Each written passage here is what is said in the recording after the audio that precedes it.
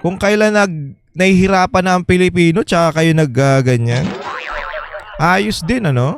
Gamit ang makabagong equipment at tulong ng tupad beneficiaries. Samantala, pinag-aaralan pa ng Pangulo. Ay, alam nyo yung mga tupad-tupad kasi na yan eh.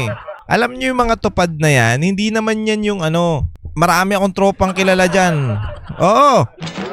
Alam mo yung tupad kasi kailangan mo ng picture dyan eh, every day. Kailangan may picture ka na naglilinis, nagwawalis, naggagawa ng ano. Tapos, kailangan kinabukasan may picture ka ulit. Ang ginagawa ng mga ano dyan, animal, nagpipicture tapos iba, nagpapalit lang ng damit. Sa isang araw magpipicture ng, halimbawa, for example, ng ano mo, ng tupad mo, 10 araw. Ang gagawin nila, magpipicture sila ng iba't ibang damit ng 10 araw para nga naman may ipapasa na sila araw-araw.